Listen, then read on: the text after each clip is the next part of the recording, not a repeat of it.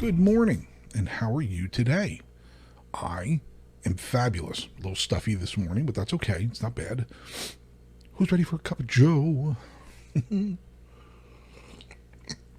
Oh, man. Oh, I needed that this morning. Ugh, the sinusy thing, but it's all right.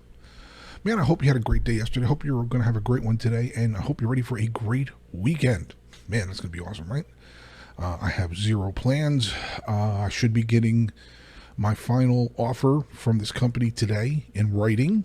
Like I said yesterday, I need to see this stuff in writing before I say, yeah, I'm definitely going to do it, because if you've worked for contractors before, because technically that's what I will be doing. I'll get into it once I sign a letter.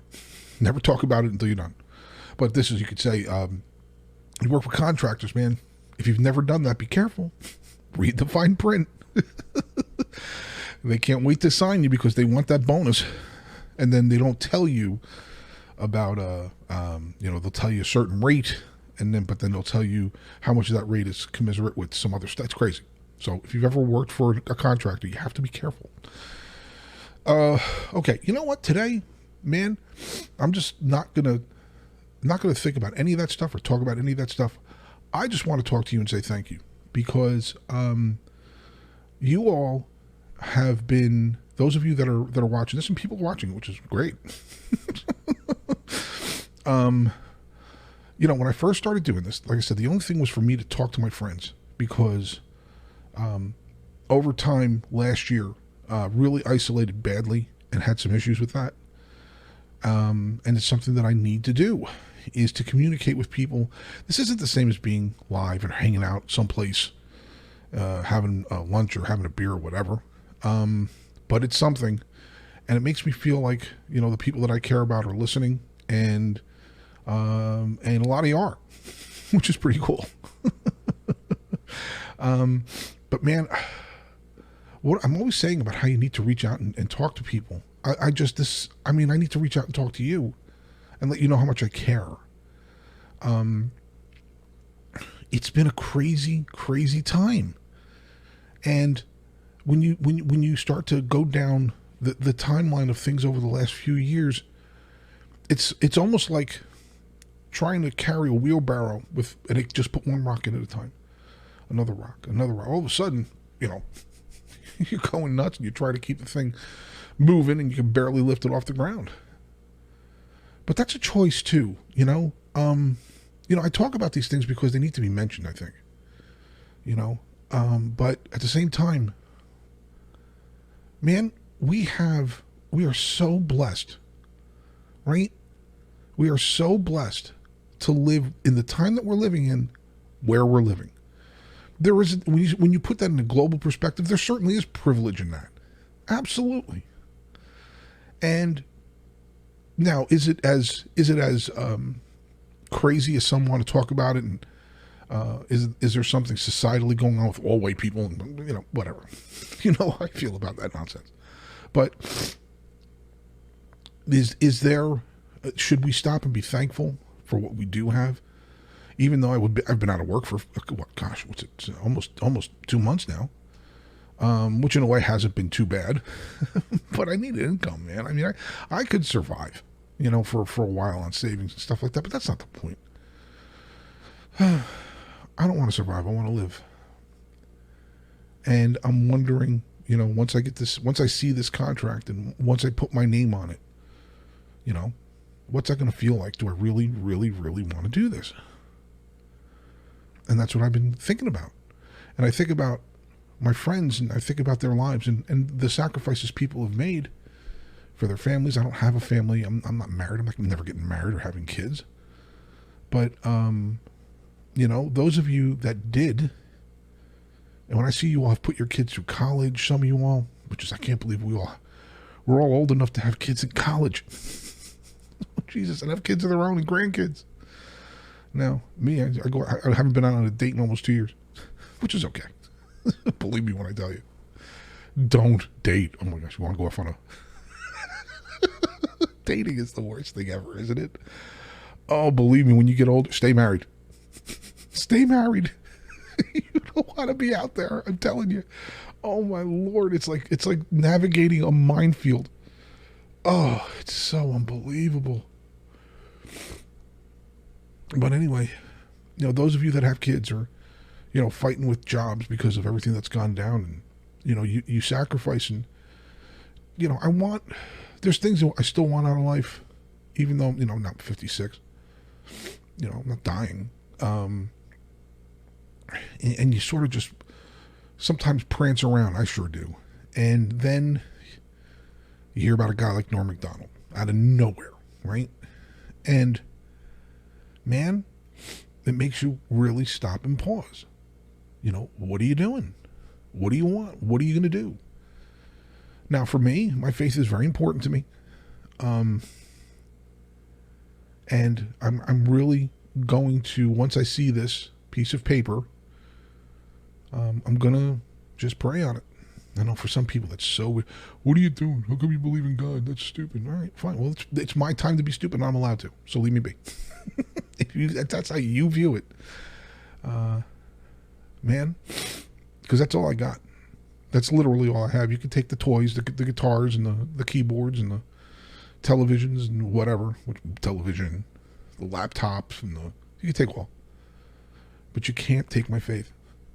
And that's something that I think the people that have been really trying to expand this government don't understand. They don't understand it. Regardless of where you sit with all of this, regardless of where you sit from a faith perspective, you may be a complete atheist, you may believe in God, whatever you are is what you are. Okay? You do you. I think sometimes, and I'm really speaking to Christians now, sometimes people try to process what we believe and tell us not to believe it, and then tell us why we should do certain things within our faith. And it's like, you don't believe it. Why should you? What are you telling me this for? I mean, if you don't believe it, why are you telling me how to believe it? It makes no sense, but that's okay. That is okay. Because you got to try and live a life where people are like, yeah, man, I don't believe you or what you believe, but it's working for you. I mean, I'm not a preacher or an evangelist or anything like that. Never will be. At least I don't think I will be. I think I'd be pretty bad at it. I'd probably be at the altar, at some pulpit and cuss. It's a pretty funny bit. And if I was a comedian, I'd do that. Norm could have done it. Man, I have friends that have who have struggled with this illness, this COVID thing. That's why the people that are like, yeah, it's no big deal. It is a big deal. It absolutely is a big deal. It's a really big deal. I'm sorry that, look, I'm with you in half. I go halfway down this road and say, look, there's things going on that make no sense. Right? I mean, they make zero sense because people have been panicked. They were literally in a panic. So I try to give them a bounce. Say, all right, go ahead. Go panic. And sit in your house and wear a mask when you're in a car and do stuff like whatever you got to do. Knock yourself out. But at the same time, to be so nonchalant about this doesn't make any sense either, does it? And it comes down to valuing life, and we have been bounced off the walls with the media, and they don't care about us. And the people in power don't care. The only thing they care about is themselves. We know this. People that support them know it. They just don't want to say it out loud. That's cool. It's more about having your team winning. So whatever. But man, I really just want to say thank you.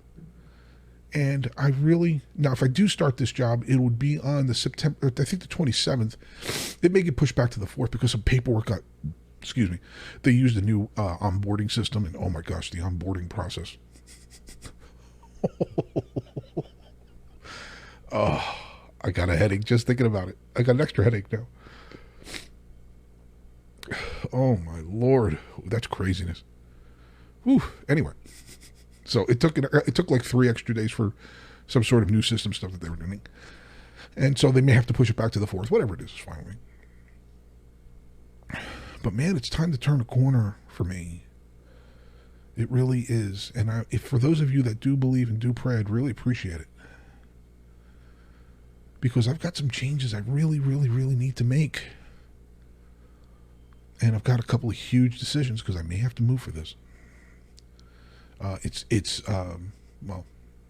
I can say that. I can say this much. Remote.